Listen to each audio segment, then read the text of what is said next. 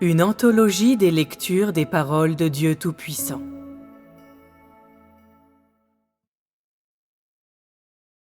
L'œuvre et l'entrée. 3.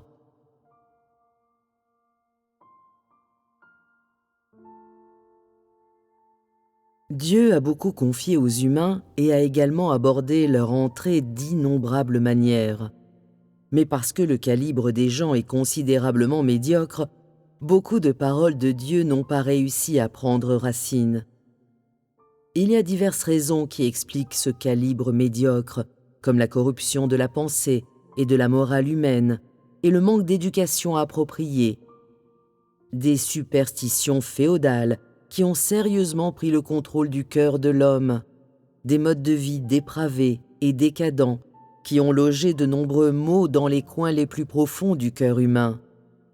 Une compréhension superficielle de l'alphabétisation culturelle, avec près de 98% des personnes qui manquent d'éducation en alphabétisation culturelle et, de plus, très peu reçoivent des niveaux supérieurs d'éducation culturelle.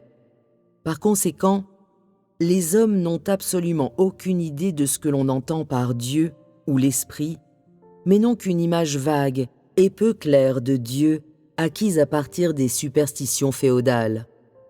Des influences pernicieuses que des milliers d'années de l'esprit noble du nationalisme ont laissé profondément dans le cœur humain, ainsi que la pensée féodale par laquelle les hommes sont liés et enchaînés sans un iota de liberté, sans volonté d'aspirer ou de persévérer, sans désir de progresser, restant au contraire passifs et régressifs, ancrés dans une mentalité d'esclave, et ainsi de suite. Ces facteurs objectifs ont transmis une tendance indélébilement souillée et laide aux perspectives idéologiques, aux idéaux, à la morale et au tempérament de l'humanité. Les êtres humains, semblerait-il, vivent dans un monde ténébreux de terrorisme qu'aucun d'entre eux ne cherche à transcender, et aucun d'entre eux ne pense à passer à un monde idéal. Ils se contentent plutôt de leur sort dans la vie, à passer leur journée à donner naissance à leurs enfants et à les élever, à lutter, à transpirer, à vaquer à leurs activités, à rêver d'une famille confortable et heureuse et à rêver d'affection conjugale, de liens de filialité, de joie au crépuscule de leur vie en vivant paisiblement leur vie. Pendant des dizaines, des milliers, des dizaines de milliers d'années jusqu'à maintenant, les gens ont gaspillé leur temps de cette façon, sans que personne ne crée une vie parfaite, tous avec la seule intention de s'entretuer dans ce monde obscur, de courir après la renommée et la fortune, et de comploter les uns contre les autres. Qui a déjà cherché la volonté de Dieu? Quelqu'un a-t-il jamais tenu compte de l'œuvre de Dieu? Toutes les parties de l'humanité occupées par l'influence des ténèbres sont depuis longtemps devenues la nature humaine, et donc il est assez difficile de réaliser l'œuvre de Dieu, et les gens ont encore moins le cœur à prêter attention à ce que Dieu leur a confié aujourd'hui. Dans tous les cas, je crois que les gens ne s'offusqueront pas du fait que je déclare ces paroles, puisque ce dont je parle, c'est l'histoire de milliers d'années. Parler de l'histoire revient à parler des faits, et en plus des scandales qui sont évidents pour tous. Alors, à quoi servirait-il de dire ce qui est contraire aux faits? Mais je crois aussi que les hommes raisonnables, en voyant ces paroles, se réveilleront et s'efforceront de progresser. Dieu espère que les humains puissent vivre et travailler dans la paix et le contentement, tout en étant capables d'aimer Dieu. C'est la volonté de Dieu que toute l'humanité puisse entrer dans le repos. Plus encore, couvrir la terre entière de la gloire de Dieu est le grand désir de Dieu. C'est juste une honte que les êtres humains restent plongés dans l'oubli et endormis, tellement corrompus par Satan qu'ils n'ont aujourd'hui aucune ressemblance humaine. Ainsi, la pensée, la morale et l'éducation humaine forment un lien important avec une formation en alphabétisation culturelle, formant un second lien pour mieux élever le calibre culturel des êtres humains et changer leur perspective spirituelle. En fait, les exigences de Dieu vis-à-vis de l'humanité ne sont pas si grandes, mais parce que l'écart entre le calibre des gens et la norme que Dieu exige est tellement grand, la plupart des gens se contentent de relever la tête et de regarder vers les exigences de Dieu, mais n'ont pas la capacité de les accomplir. Les dons innés des gens, avec ce qu'ils acquièrent après la naissance, sont loin d'être suffisants pour répondre aux exigences de Dieu. Mais simplement reconnaître ce point n'est pas une solution infaillible. Une eau éloignée ne peut étancher une soif immédiate. Même si les hommes se reconnaissent inférieurs à la poussière, s'ils n'ont pas la volonté de satisfaire le cœur de Dieu, encore moins d'utiliser le meilleur moyen pour répondre aux exigences de Dieu, alors, quelle est la valeur de ce genre de savoir? N'est-ce pas comme puiser de l'eau avec un tamis, totalement inutile? Le point crucial de ce que je dis concerne l'entrée, c'est le thème principal. Au cours de l'entrée de l'homme, la vie est toujours ennuyeuse, remplie des éléments monotones de la vie spirituelle, comme prier, manger et boire les paroles de Dieu, ou former des assemblées, si bien que les hommes ont toujours l'impression que croire en Dieu n'apporte pas une grande jouissance. De telles activités spirituelles sont toujours réalisées en fonction du tempérament originel de l'humanité qui a été corrompu par Satan. Bien que les hommes puissent parfois recevoir l'éclairage du Saint-Esprit, leurs pensées, leur tempérament, leur mode de vie et leurs habitudes originelles sont toujours enracinés viscéralement et donc leur nature reste inchangée. Les activités superstitieuses auxquelles les hommes participent sont ce que Dieu déteste le plus, mais beaucoup de gens sont encore incapables de les abandonner, pensant que ces activités superstitieuses sont décrétées par Dieu et, même aujourd'hui, ils ne s'en sont pas détachés complètement. Des choses comme les arrangements que les jeunes font pour les festins de mariage et les trousseaux de mariés, les dons d'argent, les banquets et les manières similaires par lesquelles des occasions joyeuses sont célébrées, les formules anciennes qui ont été transmises, toutes les activités superstitieuses menées pour les morts et leurs obsèques, cela est encore plus détestable pour Dieu. Même le jour du culte est détestable pour lui, et les relations sociales et les interactions mondaines des hommes entre eux sont d'autant plus méprisées et rejetées par Dieu. Même le festival du printemps et Noël, connus de tous, ne sont pas décrétés par Dieu, et encore moins les jouets et les décorations pour ces jours de fête, tels que couplets, pétards, lanternes, la Sainte Seine, les cadeaux de Noël et festivités de Noël. Est-ce que ce ne sont pas des idoles dans l'esprit des hommes? La fraction du pain pour le sabbat, le vin et le fin lin sont encore plus manifestement des idoles. Tous les jours de festivals traditionnels populaires en Chine, tels que le festival Long Tai Tu, la fête des bateaux dragons, le festival de la mi-automne, le festival de l'Abba et le Nouvel An, ainsi que les festivals du monde religieux comme la Pâque, le jour du baptême et le jour de Noël. Tous ces festivals injustifiables ont été arrangés et transmis d'autrefois à aujourd'hui par beaucoup de gens. C'est l'imagination riche et la conception ingénieuse de l'humanité qui ont permis leur transmission jusqu'à aujourd'hui. Ils semblent être exempts de défauts, mais ils sont en fait des ruses que Satan use avec l'humanité. Plus un endroit est rempli de Satan, et plus l'emplacement est obsolète et arriéré, plus les coutumes féodales sont profondément enracinées. Ces choses lient les hommes fortement, ne laissant absolument aucune marge de manœuvre. Beaucoup de fêtes dans le monde religieux semblent présenter une grande originalité et créer un pont vers l'œuvre de Dieu, mais sont en réalité les liens invisibles par lesquels Satan entrave les gens et les empêche de parvenir à connaître Dieu. Ce ne sont que de fourbes stratagèmes de Satan. En fait, une fois qu'une étape de l'œuvre de Dieu est terminée, il a déjà détruit les outils et le style de cette époque sans laisser aucune trace. Cependant, les croyants dévoués continuent à adorer ces objets matériels tangibles.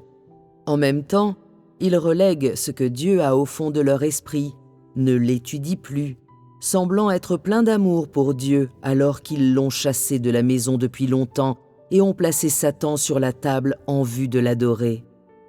Des portraits de Jésus, de la croix, de Marie, du baptême de Jésus et de la Sainte Seine, les hommes les vénèrent comme le Seigneur du ciel, tout en criant sans cesse « Seigneur, Père céleste !»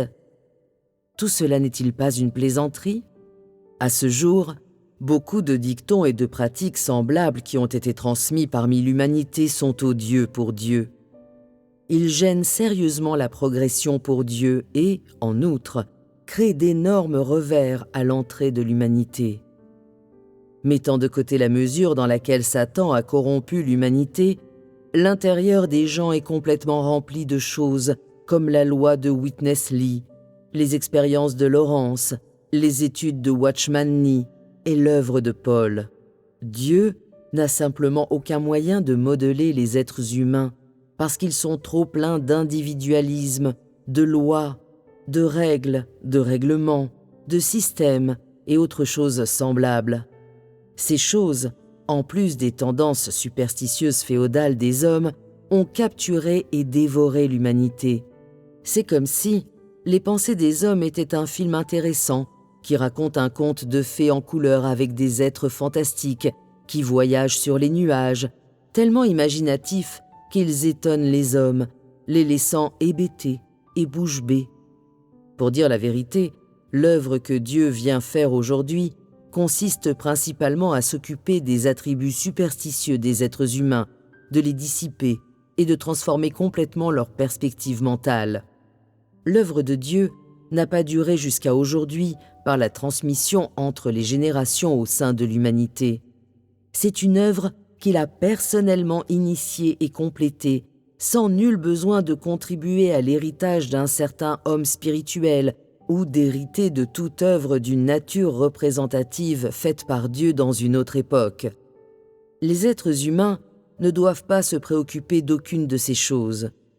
Aujourd'hui, Dieu a une autre façon de parler et de travailler.